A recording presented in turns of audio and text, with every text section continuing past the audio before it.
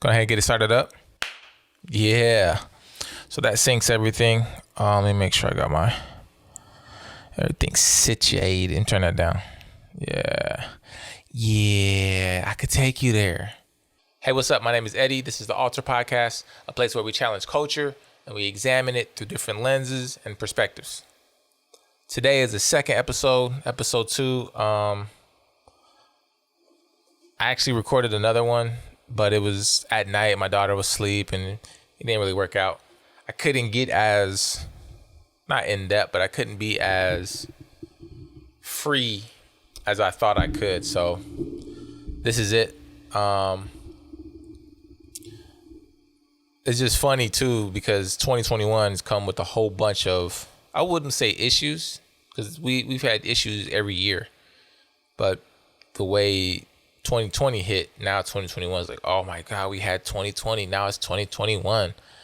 But I kind of feel like I feel like we all took things not in stride, but we used the 2020 as a guide for 2021, and starting out crazy already with the Capitol riots. I wasn't even gonna get into none of that stuff. I was just like, dang, it's what did they say? The birds or the chickens are coming home to roost. I don't even know the saying, but it is though. It's America's getting a little bit of that cosmic karma that we've been needing. Once we start acknowledging a lot of the things that's been happening, I feel like we can really move forward. But until then, people are just going to be denying until they get exposed out and then open. So one of the cool things about that is the Wallstreet bets and how all of that's been shaping out. I'll be honest, I made a couple $100 here and there. I'm just like, let me throw something on Robinhood, and I made some money on it. But it's just wild how I seen this meme. I'll put it up, but how it had the Wall Street sharks, and then it had like this huge shark, which is like a whole bunch of collective fishes, I think. Collective fish, and they were like this, obviously bigger. But I mean, we are waking up to realizing that we have the power as a group. We have the power. It's kind of like there's another meme with the chimpanzees or the apes from Planet of the Apes, and he was like, apes together stronger, or stronger together. But just seeing some of those things kind of was like, damn, like we've been having this power this whole time, but we let some of these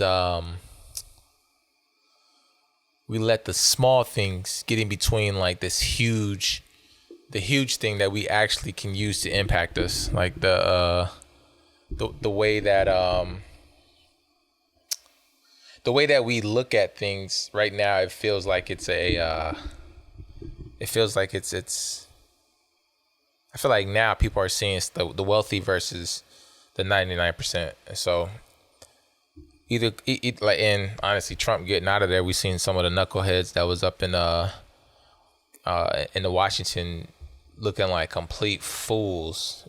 And then I seen his boy got locked up, and his boy's still locked up. All the other rioters or whatever got arrested and then released, and he's still in there. Yeah, we know why. You black. We can't do that. We can't do what they do. My boy Teddy actually said, a quote. Someone told him, he said, "You can't do what they do," which that shit is dummy true. So, but yeah, today, just an episode. I want to kind of get it out there again. If we don't create, then we don't move. I don't want to say stay stagnant, but we won't, do a lot of that. But I'm bringing on a couple guests. Not really guests, it's just like my peoples. But I'm gonna call them. They don't even know I'm calling them. But it's gonna be hilarious. I gotta bring my boy Thomas on. I know he probably don't even know. He don't even know I'm calling him. Or actually on my first episode I called him and he hung up on me. He was in the middle of like a Zoom call. He does this like teaching. He's from Hoopa Valley, Cali, and he represents his tribe really well up there. But I'm gonna call him right now, see what he's doing. I bet you he's on another thing. I'm gonna call him on FaceTime. I'm recording FaceTime too, so. Jesus, he hung up on me. Did it go through? Hold on, let me see. Let me see, I'm gonna call my boy Ryan. All right, so yeah, we're gonna make some phone calls. I'm gonna call my boy Thomas back. He hung up on me again for the second time. Call my boy Ryan. Oh, what's up, man? My boy Thomas. You hung up on me. No, not you. I called Thomas before I called you. Then I called you again. Or I called you, then you said you're changing diapers, but I didn't have my system set up. Actually, I had it set up. I just didn't have the cord plugged in all the way. You said you hung up on me. What's been up, man? You say you changing a diaper? What'd you just say? Just got done trying to keep Nolan content. I don't know if he's going to stay content. What you mean? He's a baby. Oh, you mean like he's going to wild out on you? Without screaming, like if I like walk away, he's going to start screaming. He's like, where you going, Dad?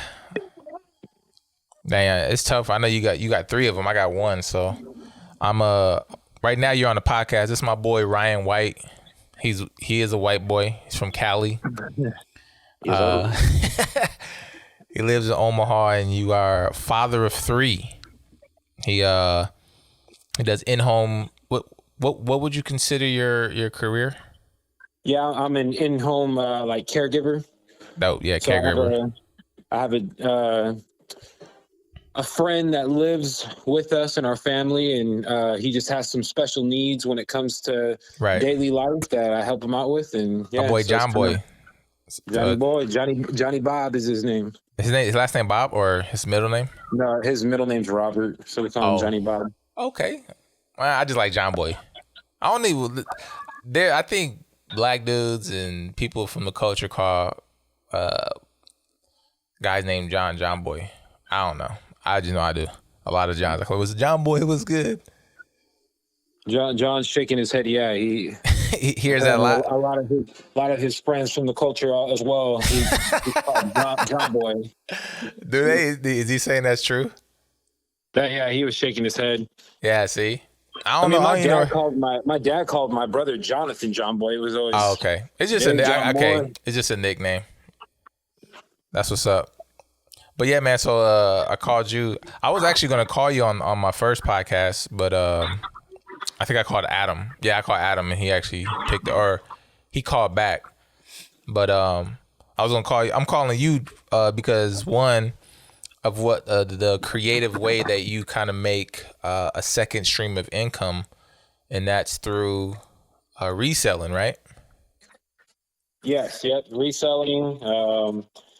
A lot of collecting. Again, my collecting turned into an ability to like resell. Like it all started off with me just like wanting things that like I wanted to have for my own personal collection, and then all of a sudden I realized I could make money on flipping these things, finding good deals, and now I enjoy it. Now I collect vintage toys, all that stuff, and so yeah, I really enjoy it. Tell us about your most recent pickup. I'm gonna actually try to look up what you're talking about. Let me see. My most recent pickup was actually a 1970s Horiyama tin robot, which they were made in Japan, and Horiyama was a very well known toy maker in Japan. Like it's very well known to a lot of people who collect that line of toy. And so I actually knew nothing about it, but I was at a antique mall. I happened to see one there, and I started doing my research as I do. More than probably 80 to 90% of the time when I'm out, I'm researching as I'm there. Like I'm on my phone and I'm just looking up items. I'm trying to like better my knowledge of like what things go for. Like even if I'm not going to necessarily buy it, I just want to know, okay, is this what this guy's asking? Is this actually right? Is this what they go for? So I looked it up, I saw the most recent sale on eBay was back in December, and it was for $295. This guy had what is it? Hold on. What is it again? I'm actually pull it up on eBay. It's called a Horiyama tin. How you spell it? Horiyama. Core? Yeah, it's like Horiyama, like HORIYAMA. Horiyama. Horiyama. Okay. Horiyama what? AIJI01 robot. Jesus. 01 or Horikawa? Oh, maybe it's Horikawa. Yeah, it's my bad. I don't have it like, that's how little I know about it. I mean, I literally just kind of research it. But yeah, I'm looking at it right now. One says 285, the sponsor joint. So, okay, you said that one that just sold? Yeah, the most recent sell was back in December, and it sold for $295 or best offer. And so I was like, man. So this dude had his listed at his little vendor spot for $189, and I was like, well, let me see. I was like, if I can maybe get a deal on this and make, where the profit is a little bit better than just making $100. So that's what I did. I'm looking at it right now. The Star Rider robot. You saw the one 295, yep. And then there was one 165. Why is that one cheaper? Is it a smaller one? It could be, or it could be the color. Yeah, it was a green sometimes one. The color, like certain colors sell for more because they're harder to find. I ended up finding a red one. I see it. Which is So where's yours at? You sold it? Mine's listed on there. No, it's still listed. I listed mine for $315 or best offer, just to kind of see what it would go for. Let me look yours up. See what it's looking like. Pause. All right. Oh, this sold item. All right, let me see. I'm gonna take this sold thing off. Let's see. Oh yeah, you took on that little desk or that little table. Yep. Little end table. I can see what you took it on. So you have at 315. You got people looking at it? Yeah, I mean, I just listed it yesterday, so no watchers yet, but it's getting views. So, like I said, I want y'all to look at a little bit higher, but I'm also offering free shipping. Whereas the one that just sold, he was charging like $28, so I figured I'd make a little bit of a price difference. Let's see, you got 367. I want y'all to see that you got 367 positive ratings. Is it hard to rank people bad on here, or is it just you're just that good? No, I mean, no, you could definitely rank someone. Yeah, I mean, bro, you got great communication. My boy out here. Yeah, okay. The most the one I liked the best was one guy left a comment like, "Christ, this guy is good." I was like, "Damn!" I was like, "That's kind of a dope comment." Let me find it. Christ, this guy is good. Oh, the Michael Jordan joint. Yeah, I see it. What? That's hilarious. That's what's up, man. And then you have an Instagram. What was your Instagram? Leo's Collectibles. Leo's Connected Collectibles. All right, let me pull it up. Let me pull that up. I really don't do too much with that. I'm trying to get it a little more, just post stuff, I guess, just to bring traffic to my eBay.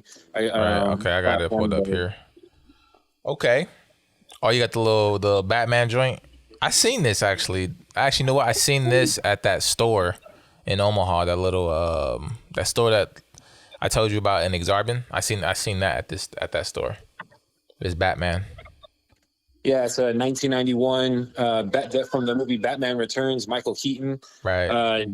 Matt actually has one that he had from childhood, and that's kind of what inspired me to get that. I was like, I kind of want to find one in the box.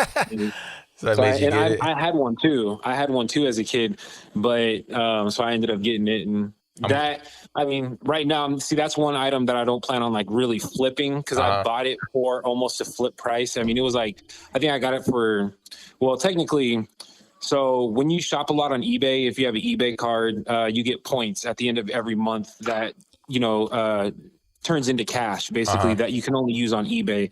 So I had like $60 in eBay cash that I could just use for whatever. And the guy wanted $70 for it. So, I mean, I ended up paying $10. Dope. Dang. So what made you get into reselling? I mean, because you can go on and on. I remember, to me, I think the biggest flip that you had, I don't know if you posted it on here on your Instagram, but it was the those little similar to your what the fuck were they? The Ninja Turtles? The Ninja Turtles. Yeah. What was those again? The 10 inches Ninja Turtles. Troll dolls. It was like it was a 13-inch Ninja Turtle troll doll that was like a limited release. thing back in 1993 because people thought it was such a bad toy idea that they ended up pulling it off shelves.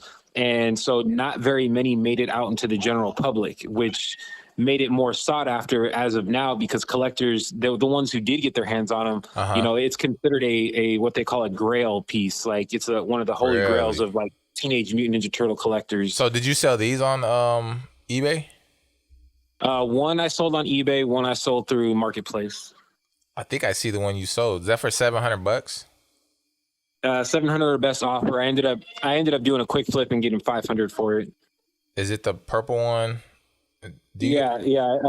One was a purple one. Was the red one was the red. The red one I sold on eBay. They both actually sold on eBay, but I actually I contacted the buyer of the purple one, who was in a Facebook group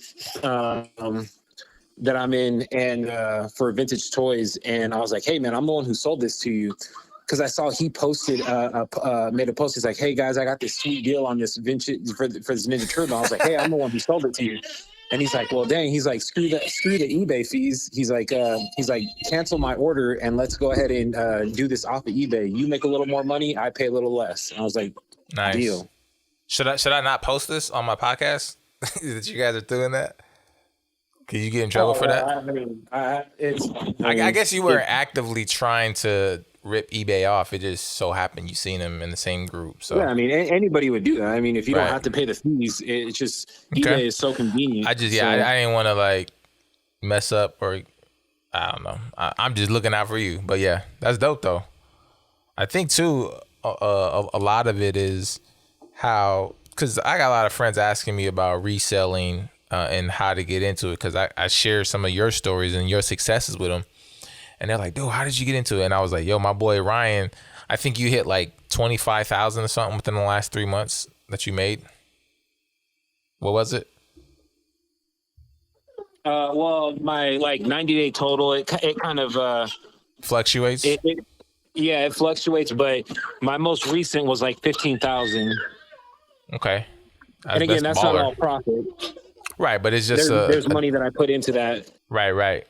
I'm just saying, like the amount of stuff that you're moving just through eBay, and you actually use eBay, Facebook, OfferUp, and then Mercari. Was that the 4 you were using? Yeah, Facebook Marketplace, Mercari, OfferUp, and eBay are I actually have yet to sell anything using Mercari or OfferUp. I've bought some things off there, but Facebook Marketplace, I've actually I've had quite a bit of sales through Facebook Marketplace as well. So are they things that you bought on there, but then you got them off on eBay and Facebook? Yep. Man. What's the babies? They on you? Well, yeah, no. The original, when I first started flipping, it was when the Michael Jordan documentary came out. I was into collecting sports memorabilia and like Jordan memorabilia, the things that I liked. And I started getting into the vintage posters, and I had success like flipping these posters for like $100, $200. And I was like, dude, I'm finding these posters for like, $30-$40. And I was like, and I'm flipping them for like 200. And I was like, all right, this is kind of fun. So I got really into so you started getting addicted. Yeah, I was looking up all the vintage posters from the 80s, early 90s. And it was just hot. The documentary just made it explode. So people were paying crazy prices, and I moved so much Jordan memorabilia and product that it was crazy. And so that's kind of really what started it all. Right. But even like, I don't know if you have time, but could you share like how you even got into being able to have the funds to purchase memorabilia like that? Because I know your story, and I think it's very powerful when someone hears someone in a industry that they're, you're going to make money. You're a father of 2 kids at the time, and you're kind of like, dang man, like I got to make it happen. And how you kind of, can you get into that?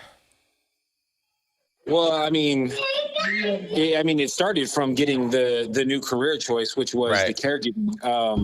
And that just allotted me more money than I've really ever had with any other job I've done. I've done the electrical job. I've done banking through Wells Fargo, did But I got connected to that through doing human services, working with intellectually disabled adults.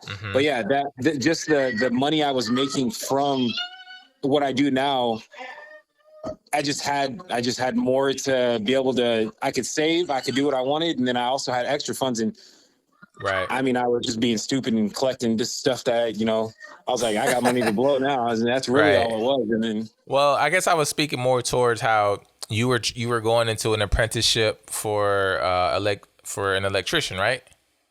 Right. Or you were something in there, and you just weren't feeling it, and you were like, man, like this ain't it, and how you wanted to go to right.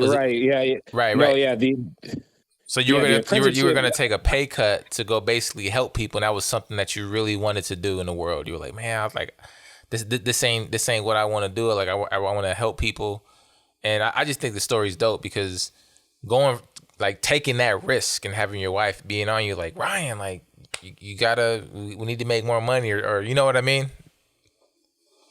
That part of the story to me is powerful. Yeah, I mean, the electrical job, I mean, I was excited about it when I first started. So I went from working at Wells Fargo, kind of thought, hey, maybe I could do this thing. I was really good with customer service. So like Wells Fargo was a place I really could have prospered and did really well there too. But I was like, I don't know if I want to do this. And I was like, I want to learn a trade. And trades are amazing. I mean, if I had the more, I just didn't grow up with working with my hands and things like that. So like when the aptitude to become an electrician didn't come naturally to me. And I was in an environment where I didn't feel like I was really learning. I felt like, I was, when you're an apprentice, they basically look down on you. You're the bottom of the bucket. You don't get a lot of respect. So they're like, man, pick these nails up. They just ordering you around. I mean, it was just picking up trash and doing things like that. And so after about a year and a half, 2 years of doing that, I finally decided, man, I was like, I just don't think I want to stick with this. Like, I don't think I could picture myself doing this for the next 40 years, like until retirement. And again, trades are amazing. Anybody who can get into trades, I would say do it if you got the aptitude for it. But I just think that what was powerful. Go ahead. No, you leaving that. I was like, man, I want to help people, even though I'm taking a pay cut. Because you took a pay cut to leave going into I took like a $5-6 pay cut from where I was at, which was pretty dramatic at the time. And it was just working with individuals with special needs, Down syndrome, all sorts of different disabilities. But I was having fun. Like I was working on a day-to-day basis, going into a day service where these folks come in and we go out into the community. I take these people and get to do things that they don't normally get to do. And it was something I just truly enjoyed. And I had, it really filled my soul, my heart. Yeah. See, that's dope. So like you took the pay cut for that. Yeah. And then it turned into the most lucrative career I've been in since, I mean, it's good. It's hard work, but I've got a really good person that I get to take care of. So he's a good friend and it just works out. Dope. Yeah. See, that to me is like kind of a story that you can't just like, oh, how about we write a story about this? Like that happens because, you kind of believed in what you wanted to. And then I think God/universe blessed you with the opportunity to be in that space to like, hey man, look, you kind of followed your heart. Yeah, absolutely. And then, God definitely was the orchestrator of all that. And again, more of my personal life, but I was dealing with the alcoholism at that moment, at that time in my life, and I got clean. And also from going almost a year and a half sober, everything flipped and God blessed me so tremendously, like with family life, work, and just the turnaround, the happiness that I actually had in my life, and everything just worked out. It was a beautiful thing. Damn, that's dope, bro. I forgot all about that. Cause I remember when you told me, you was like, bro, I'm going to treatment, or what'd you call it? Yeah, it's treatment. Yeah, treatment. It was not rehab, because like I said, rehab would be if you relapse. But But when you were telling me, I was just like, what? Like we just went out, so I'm thinking that I'm the one contributing to it, and you're like, nah, man, like, cause you told me that you got off work and you would go get some like those little shooters, and you would just chill with them. But this is before you even had kids. I mean, yeah, it progressed. It right. is definitely alcoholism is a progressive, you know, what if you want to call it a disease or just a dependency that slowly progresses and you become dependent on it. And that's what had happened to me. Like it for me, it was, just enjoying life, having a drink after work, no big deal. But then it became I gotta have a drink, right when I gotta get off work, and it's hiding it. You're not letting your wife know how much you drink or whoever that significant other is, and Right. and there's certain aspects to it that you're not being honest with the people around you. You're not being honest with yourself, and then it just slowly starts to just take over you to where you literally can't find a way out. Like you get stuck. Wow. And it controls you. I mean, to an extent where, again, withdrawals. I mean, your mental health is not healthy at all, and you're just in a spot where you don't know how to break the cycle, and so you just keep on doing it because it's the only thing that gives you comfort, and you don't see a way out. It's the only thing you know. See a way out. Yeah. Right. And for me, that's what it was. It was just a dependency, and it was I really felt I needed it, and wow, I was a lot of anxiety and things like that if I didn't. Right. But now, like, so I don't know how many, like, what would you, I guess you'd be called an alcoholic. Like, how many, like, stop drinking and then they can, like, socially drink and control it? Like, is that a thing? It's definitely not recommended. And if I had spoke with any like counselors or anything like back from treatment, I mean, they really would say, I don't think you can be just a social drinker anymore. Right. I think they really try to get you to understand that in your, during your treatment. Is it a mindset? I always will have a risk that I could turn into. I could let it consume me again. I don't think I'm that far away from not allowing it. It really? could happen again. I don't know, bro. Like, I mean, I actually, you know what? I don't know. Like, I'm not in that space. So, but to me, it happened once. I mean, I don't think it's completely crazy to think that, like, if I didn't keep track of it, and I just started to say, screw it, I'm gonna have a drink tonight. I'm gonna have a drink tonight. I'm gonna have a drink tomorrow night, and then just let it go unchecked. So it progresses into yeah. Well, I'll be honest. I don't have any true experience with it. Like, I rarely drink, and when I do, I hate hangovers. But I really don't think that. Well, I didn't think that you had an issue, and now I know we've been out. We had a few beers. I'm like, oh shit! Like, I feel like it's not an issue for you, but obviously your internal struggle with it. But all I can do is just be supportive of it, and just like your whole shift in the way you live and the way you take care of your daughters and your son. To me, I was just like, dang, like, it's crazy to see my boy have this, but to also see the blessings that came with, taking ownership of what you knew you had an issue with, and being like, you know what, like, this is my situation, and now I want to get better at that. And then some of the things that kind of inspired me was how, one, you went and got treatment. Two, you and your wife, you guys I think you guys did premarital therapy, right? Or something like that through the church. And then now you guys are in therapy. Yeah, we still get connected through therapy, and nice. Because I mean, we're both not the greatest communicators. I mean, I feel like I'm a good communicator. I feel like we all could be better at communicating. So, but I mean, you're one of my few friends that actually, your marriage, you guys value therapy so much that you guys are both in it, right? Right.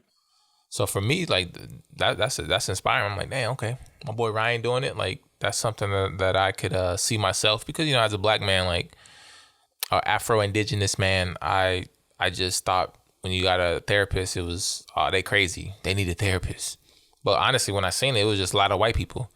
I was like, oh, that's that white people stuff. You know what I mean? Like, oh, they crazy as hell. So, but now, as I'm older, I see how the power of therapy and what it does, because it kind of helps me deal with and understand why I make decisions based off of how I grew up. So I seen you do that. I was like, you know what? I'm gonna get it more involved into it with my marriage. Whereas prior, it was just me. It was just my therapy as far as why I yell, why I order people around when I'm not trying, and all these things that for me were an issue, and I didn't realize it. And so, but seeing as the marriage, I'm like, yeah, I need therapy for how I am as a spouse, because I didn't see any couples married when I was young. It was like one, and I didn't see them together. Oh, they're married, and that was it. So that's dope, man. Right. Really and dope. I mean, yeah, I mean, I've enjoyed it, and it's given me things to work on and us to be better. Like, I mean, like I told you, I think we had a little conversation. Like, I was like, I want to be friends with my wife, for Right. the long run. Like, I don't want to just be in a dry marriage where we're just like getting by. Like, I Right. genuinely want to, like, I see people, like old couples all the time in my neighborhood just walking, and they're just sitting there just talking away, and whatever it is they're talking about, but like they seem genuinely like they're best friends, and like they've been together for so Right. long. And like I mean I desire that. I desire a healthy relationship. And Right. No, that's something to look at and to aspire for, when you actually said that, I actually shared that with Chev. I was like, yo, Ryan, he told me something that he wants him and Paula to remain friends, like when they first started dating. I was like, I want that too. And she was like, oh, like, so it was good. Like, so when I talked to you about those things, or I talked to my other buddies about what they're going through with their spouse and marriage and therapy and all of that. So that helps me. And I guess putting it on the podcast, whoever listens to this, and if they're married or they're in a relationship, hopefully it could help them be like, hey man, like, therapy is not for just white people or rich white people. It's for everyone needs therapy. I really believe that if you want a healthy future, you want to figure out why you do the things you do, especially if you come from an impoverished background, and not knowing or having all the tools available to you when we were growing up to understand why we do the things that we do. So. Right. And not seeing healthy relationships growing up. Like, I right, mean, man, exactly. My parents were divorced, and things just weren't picture perfect. And there aren't a lot of, and I do want to provide that. And I think you do a really good job of that with your daughter, and how much you really put an effort to want to see her develop into the most like beautiful human being that she can possibly be, by seeing healthy relationships, by seeing all that. And I think that it really that inspires me quite a bit, and how I want to be a dad, and how am I letting my kids see like what mom and dad do. Yeah, we fight, but do we say sorry? Do they learn healthy ways to communicate? Right. No, that's good. Thank you. Yeah, man. I really believe that we all learn from each other, right? Like, it's not just, oh, let me read this book. Oh, now I got it together. But it's a journey.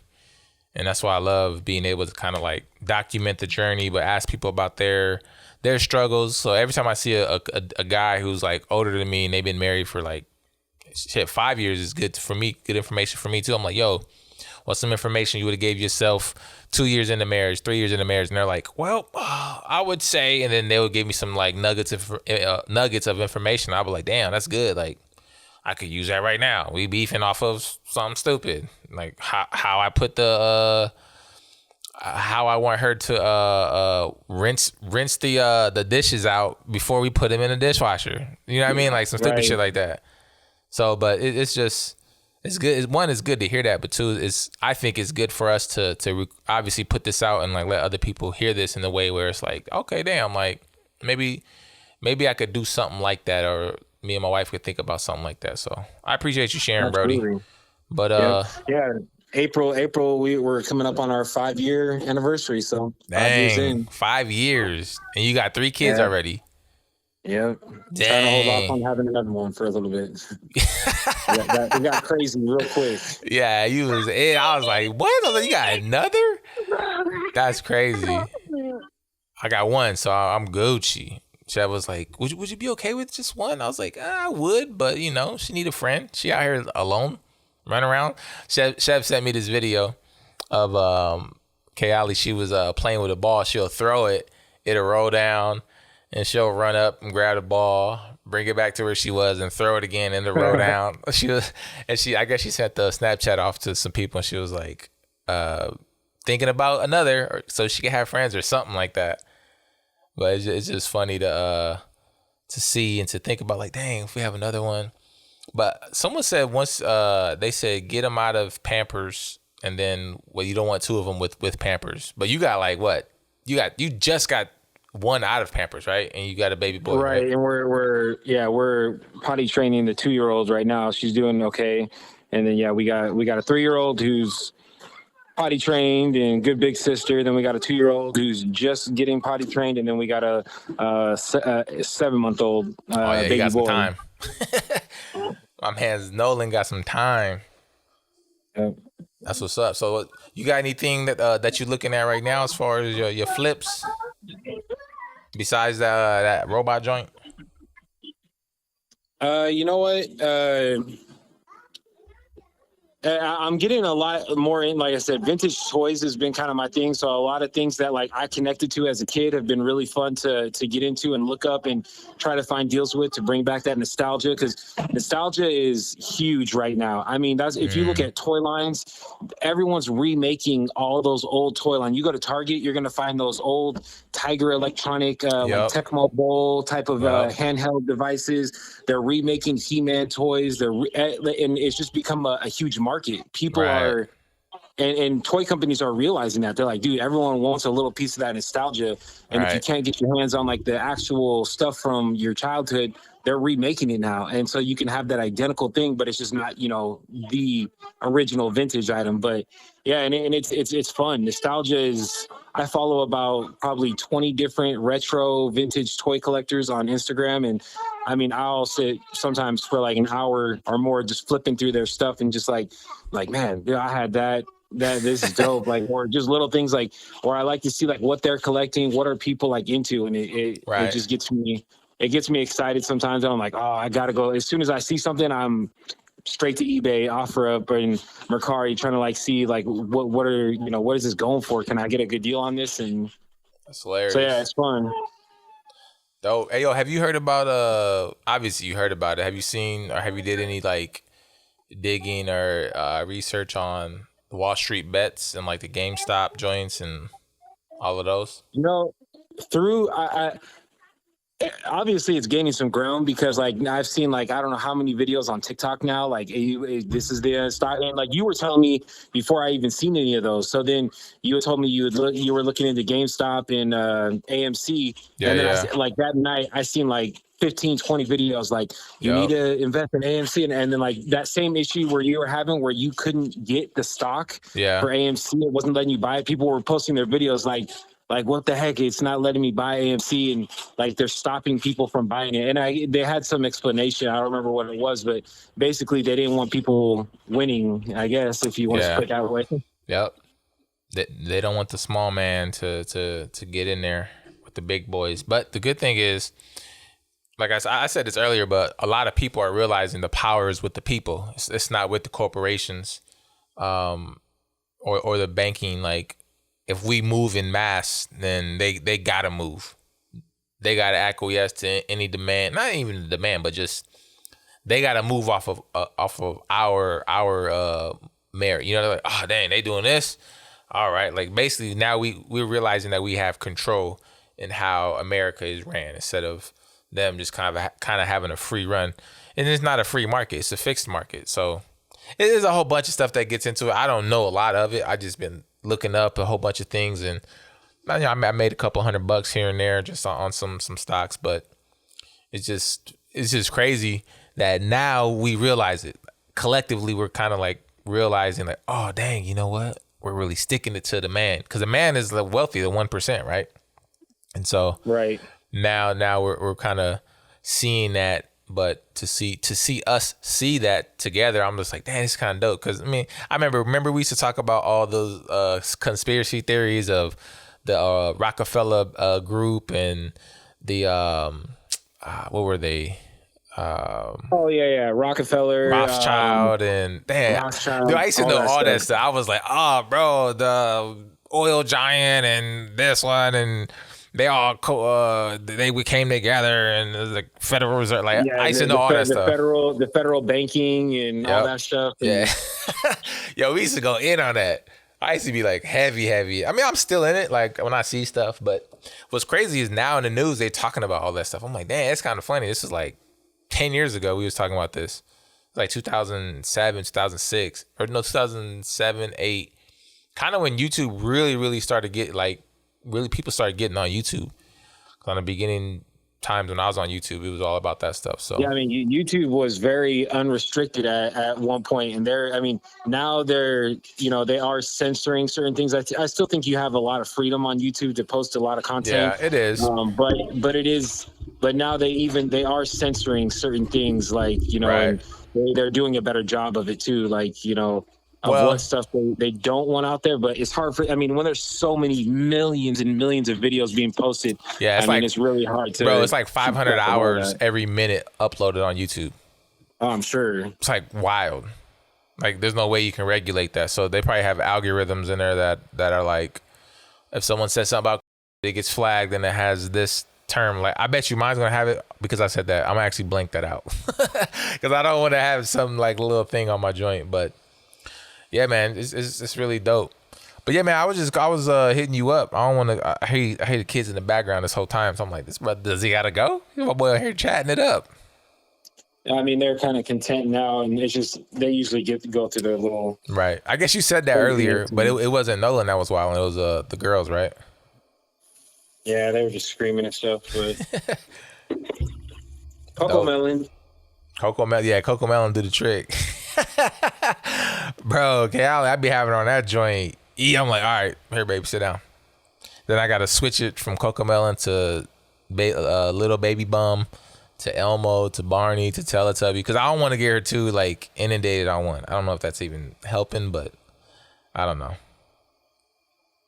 But Yeah, it's just Paula's hilarious. much better than me as a parent. I feel sometimes like she gives them like maybe an hour of screen time, and she is literally like, I don't have the patience for it. And again, I'm home all day long, every single day. I've been working at home for over a year and a half now, and I mean, Paula comes home and, on her days off, she literally gives the kids an hour of screen time, and she is engaged with the kids for 8 hours during the day, whether it be getting them to color, getting them to, paint, play with Right. toys, read books. And I'm like, man, like, it makes me feel bad as a dad. Like, that I'm like, man, but I can't do it all day long like that. Like, Well, you guys have your it strengths, just right? wears on me.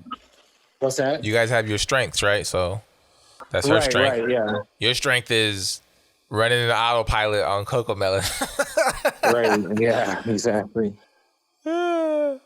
Nah, man, I just take Kayali to the park. That's why we came down here to Phoenix, bro. He was like, yo, we can't be inside all day with her. That was one of the big movements for us to come down here.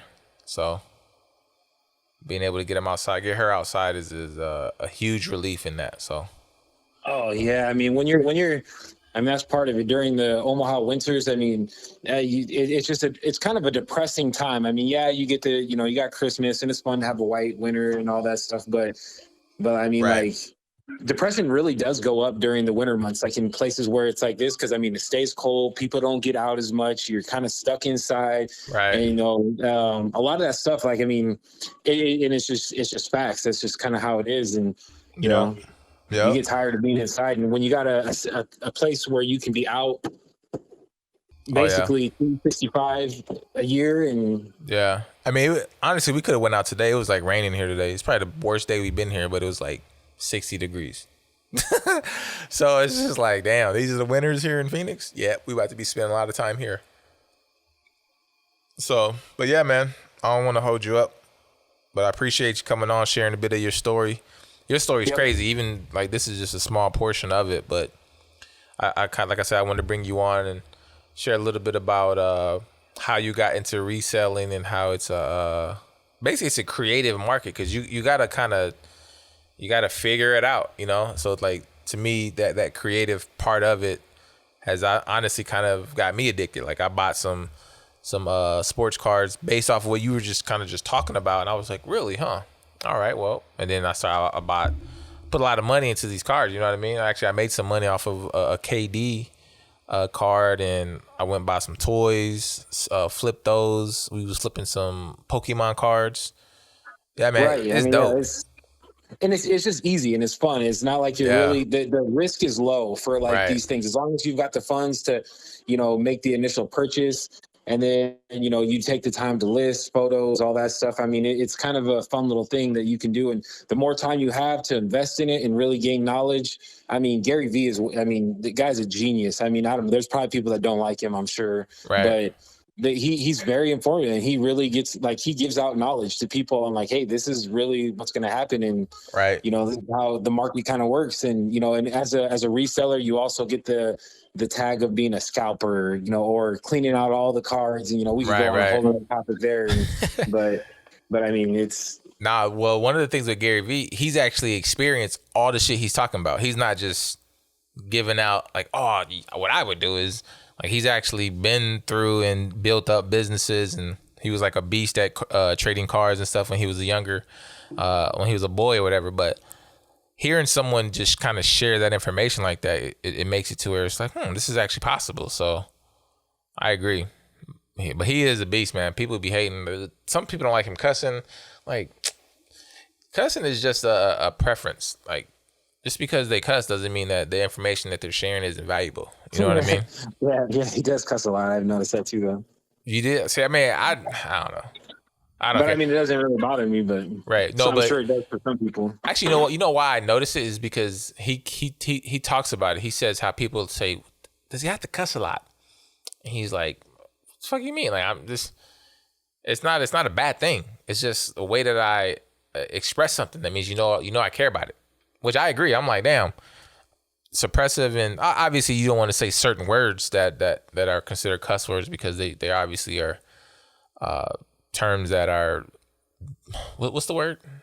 Derogatory terms. You know what I mean? Like we're not saying those, but right. He's more of a I'm gonna drop an F-bomb just about every sentence, but yeah, but yeah, it's cool to see how the barrier of entry into reselling is actually really low. And then also there's people who've been making thousands of dollars in it. I know Naldo, one of our other buddies, he resells shoes. And the way he does it, some people don't like what he does. Like he utilizes technology to his advantage to buy shoes online. You know what I mean? And so some of that stuff, like people, they have an issue with it, but it's like, look, man, you can do it too. Like this is quote unquote a free market. Like those are some of the things that race doesn't, it doesn't have weight on that. You selling online. Basically online selling is kind of changing the game for a lot of people to create new streams of income. And that's why I wanted to bring you on.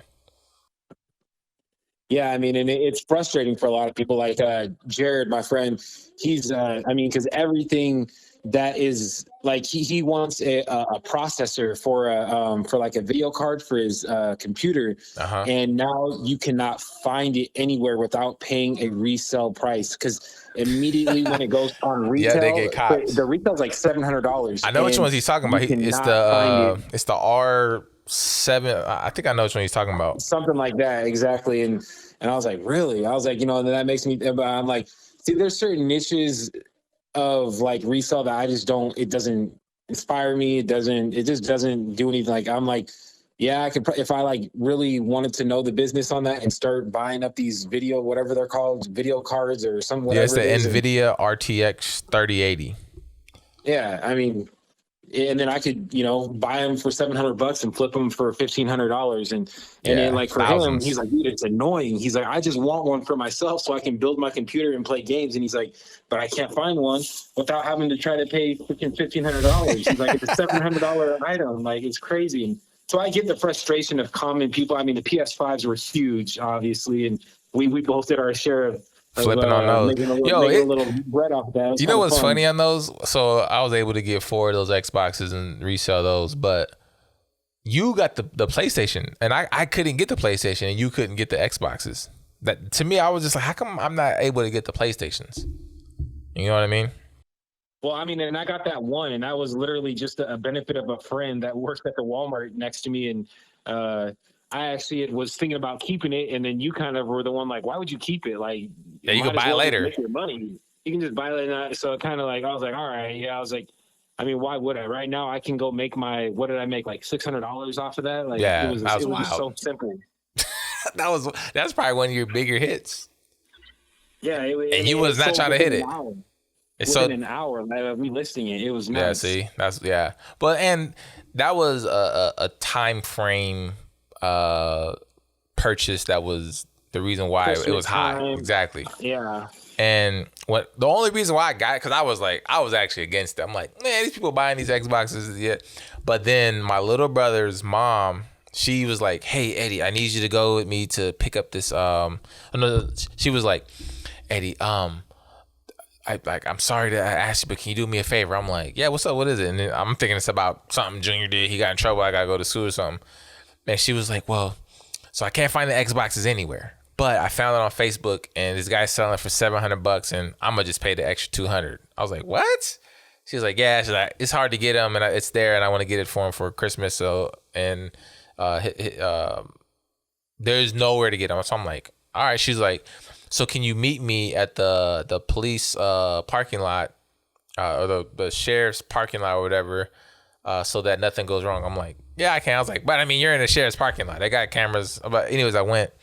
And the guy that I talked to, he was like, hey, man. He was like, yeah, man, it's in there. You can open it up. I was like, I opened it up, and I was kind of helping her out because she don't know nothing about it. She's like, it's the Xbox Series X, right? Like, I was like, yeah. I was like, let me look.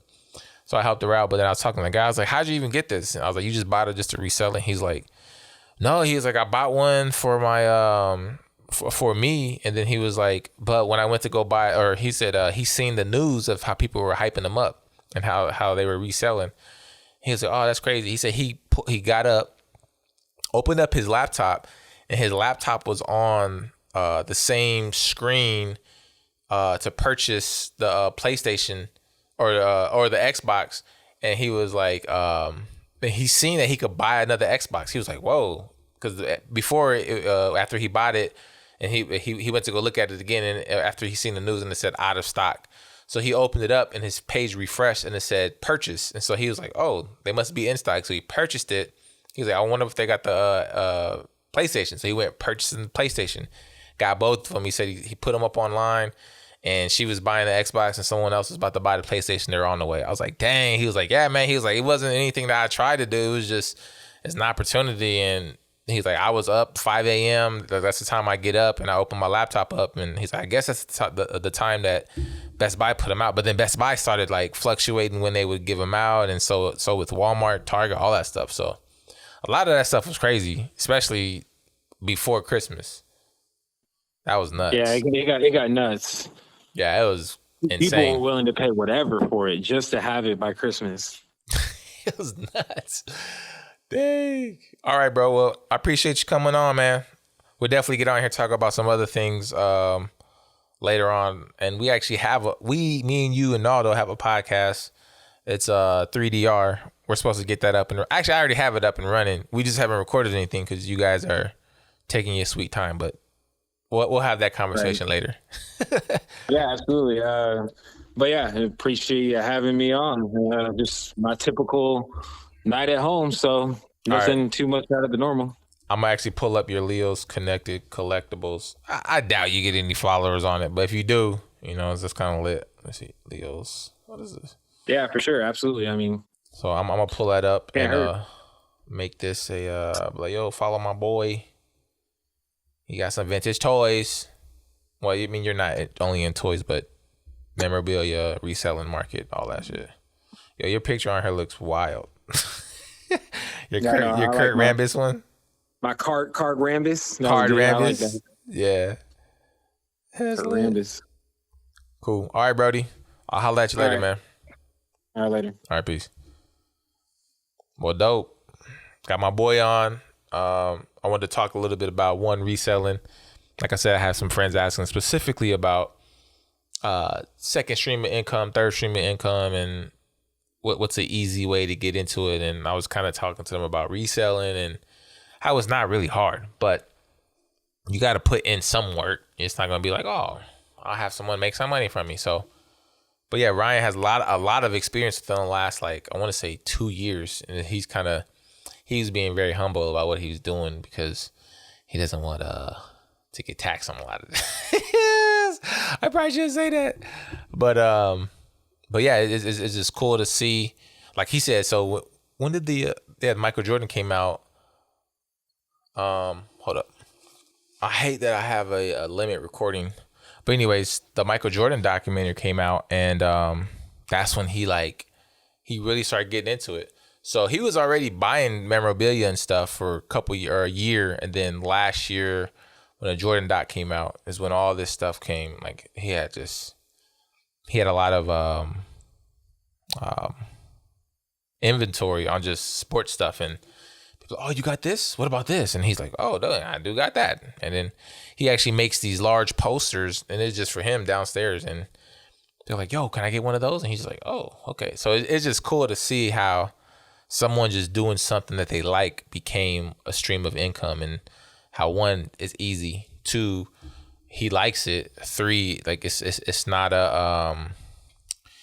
it's not something that's putting stress. He actually does it. Like he'll have his wife will kind of watch the babies, and then he'll take his friend with him, John Boy, to they'll go to like an antique mall, and he'll look for things, and he'll hit on them. He'll have like a $50 flip, $70 flip.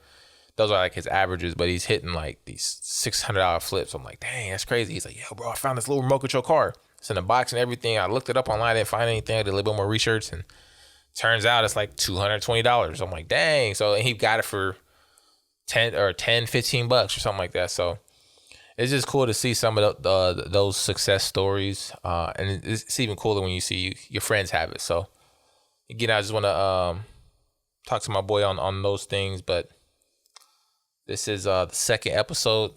We're an hour in. The video is I had to restart the video a couple times, but I want to thank you guys for listening. Yeah, go ahead and like, comment, and subscribe on the video. Would appreciate all of that. Just because, obviously it helps. It helps with the spread of the podcast, sharing some of the ideas. I don't know if this was a perspective podcast. This is just me chatting with my boys. This podcast direction may change. But it is what it is. Actually, you know what? I'm going to call my cousin, Adam. He was on the last podcast. I called him Sunday. He was like, yo, you call me? No, I didn't even respond to him. Let's hear what he says.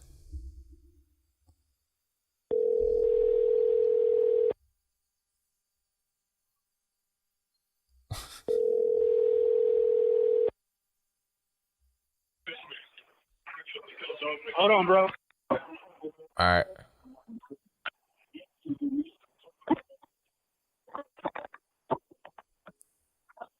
What's this boy doing? What's goody though? What up? You Gucci? You said what? You Gucci? You had to put baby down or what? No, I had to put these little headphones in because my phone be fucking up. Oh, got you. I'm recording my podcast right now. Chef just came in here. Oh, my video. Hold up. Jesus, my video's not good. Oh, she crying. I thought my video was gone, but it's not. Hey, Chef, you can bring her in here. Chef. Baby's out there crying. Anyways, I'm recording my podcast. I was like, let me bring this boy Adam on since I had him on last time. He can share some of his thoughts of. He can share some of his. Yo, did you even hear the last one? No, I don't think so.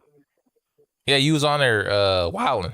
No, you wasn't wilding. No, I was. I was, yeah, because you was asking me about the presidency. About Kamala? Like yeah, you was hating. Yeah, I see you changed your tune a little bit. That boy want to get straight to the controversy. I was like, yo, how you feel about Kamala? He was like, what's she going to do different than Obama? I was like, Jesus, I didn't know if you could hit like that. I mean, like, even right now, like what is they, 10 days in, 15 days in, boys ain't did shit. What you mean? You ain't paying attention. That's why you ain't paying attention. Oh no, I'm paying attention. So did you see who Biden added to his cabinet? Who, the Native American? Yeah, see, that's not good. No, it's good. Man, you a hater. Like, hold on. You a hater. No, so listen. You got to see some progress. Like no natives was in any position like that. Okay, but like progress, but just little itty bitty progress is not going to make you like jump up and down. We know. Okay, so listen. Okay, Linda, I'm listening. Like all this is cool, but it's gonna take time. Like I'm not gonna be happy till real change comes. Until then, me too. Keep throwing popsicles at us, nigga. That's basically what they doing. But so this is, I agree with what you're saying. It's gonna take a long time, but I see it as progression, right? If you wanted to lose weight, you gotta go to the gym. You gotta purchase a gym membership, or you gotta run outside. You gotta go out. You gotta go outside to lose weight, to run, right, or whatever. You gotta start. The more and more you do that, the bigger the snowball gets, right?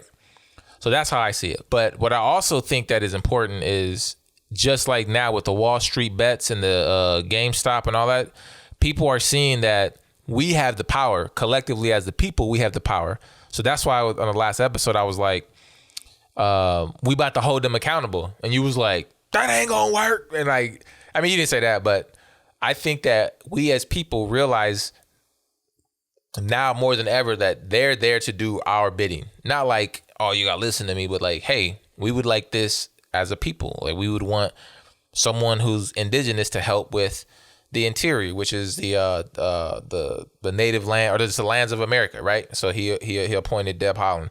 But all I'm saying is the GameStop thing is just one idea or thing that we are seeing within the system, that when we group up, we can really change things. Because the 1% now, these boys are shook. They're like, oh man, they coming together off of social media, off of Reddit, and so they making Robinhood, E-Trade or Ameritrade, E-Trade, Scottrade, whatever. They're making them not be able to trade those actual stocks, but then they had to. They was like, yo, how y'all doing this? This is wrong. And then now that like, I think 6 hours later or something, they made them so where they can do it. It's limited, but like, I just think that people are seeing that we have power in mass, and the elites or whatever, the 1% is kind of, they upset about it. I seen some old dude, he said, my wife left me, I lost my company, I lost whatever. And then everybody was like, good. Like, I don't wish that on no more, but I'm just saying, like, what are you complaining for? Like, y'all has been, I mean, actually, you know what? I can't even get into it, but like, people have been doing a lot of things negatively to people and businesses, and putting money on a business going out. Like, yo, yep, we're going to make sure this business goes out of business. And in doing that, but now people are like, yo, we want to make sure these people pay up, and they don't like that. You see what I'm saying? So like, it's just, obviously it's hypocritical, but it's ironic to see in the flip of it that they want to be seen as human. Whereas like, yo, all these businesses and all these people who work for them, you weren't looking at them like humans. You were looking at them as a profit. Other people are looking at you like a profit. Mm-hmm. So you got to look in the mirror and be like, damn, should I expect empathy from these people? You know what I mean? So, I mean, we could keep going down that path. I don't really know. I know a little bit about it, but like, I'm just now getting really into it. But that's just a little bit of what I know. I mean, like I said, I made a few $100. Why every time you bring me on your podcast, you ask me about some controversial ass presidency shit? What you mean? That's good. Because last time you started talking about, I don't want to talk about that stuff. Yeah, you're right. All right, I'm gonna give you the floor. What you want to talk about? Oh, see now, yeah, you're doing the most now. What you mean? Boy, what you mean? I'm asking you what you want to talk about after you just told me that I'm bringing up controversial topics. Bro, it's your podcast. You're supposed to bring me on here and ask me questions, but don't ask me questions about that. All right. I had this boy Ryan on here earlier. He was talking about how he's reselling some stuff and kind of a little bit of his story. So, and obviously being a father and stuff. So how about you talk to us about being a new dad and how your situation is different now since you and the mom of your first daughter weren't together, but now you're together with the child's mom, Tisha, right now. So how is that different? Yeah, it's super dope, super dope. Cause like I wouldn't say everything's new. Yeah. But like it's new though, you know what I'm saying? So it's like it's dope. It's a new experience. Coming home to her every night, you know what I'm saying? And that shit's dope, right? Experiencing every little single thing that has to go with that, you know what I'm saying? Right. And like dealing with it now, I know how much I missed, you know what I'm saying, or I missed out, you know what I'm saying, with Ari and stuff. So that's dope, man. Have you cried yet? You looked at her and started crying yet? Hell no, I ain't cried yet. Ain't nothing wrong with that. But hey, no. So like one thing that touches me now, like that I probably could like deal with before that I can't now is like when people talk about like their 3-month-old died for no reason, or you're right, or just something like that. Like that's something I don't want to hear like at all. Like that shit of like, you know what I'm saying? I'm like, nope, I gotta get out of here. I gotta leave. I don't want to hear none of that. I know, you know man. That shit's tough. That's like one thing I know that I don't want to hear. And you know what I'm saying? What do you say to somebody that happens to though? You know what I'm saying? I don't know how to conceal them. You know what I'm saying? So just say I'm sorry to hear that. Like. Just like, damn, I'm sorry to hear that. I don't even want to say that. Just say, I'm sorry to hear that, and then don't say nothing else at all, and just let them talk.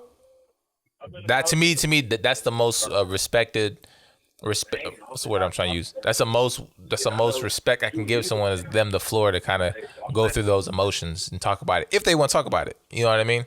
But if they don't, then I'm not about to be like, yo, you know what I mean? I just like, damn. Sorry to hear that. And I just let them talk. Same thing that I hear when someone's mom passed, someone lost someone. I'm like, damn, I'm sorry to hear that. And I let them go. And then usually they would change the topic. So if they don't, then I let them go through it. And then if I could add something, then most of the time I can add something because we've seen a lot of lives lost and a lot of losses in our life. So me and you together, we have similar experiences. You know what I mean? So, but yeah, man. I just wanted to ask you specifically about fatherhood and the newness of it, just because shit is dope, right? Man, super dope. Can't really put it, you know what I'm saying? Put it into words, really. Right. Shit is beautiful though. Right. Yo, you a super girl dad now. You got 2 girls. Super girl dad. So how you feel about sports? Super girl dad. Was Ari playing any sports? Well, you know what I'm saying? It's kind of hard because, you know what I'm saying, I get her half the time, but we always talk about a sport that she want to play. She want to play volleyball. So this summer I'm going to try to, you know what I'm saying, talk to some people and try to right. I know a couple people that do volleyball stuff really good, so I'm going to get her in contact with them and see if they can show her a couple of things, so get ready for the season and stuff. So right. Where she go to school at? She's going to Nathan Hale this year. Nathan Hale, that off of Saunsoci? Yep. Yo, I think Voss is the counselor there, right? She's at Nathan Hale? Yeah, I'm pretty sure she's at Nathan Hale. Oh, I need to get in touch with her and tell her to talk to my daughter. She'll love Ari. Ari's like sweetheart, so she'll actually love her. No, I shared that picture that I took over your house. Remember he was talking stuff. Which one?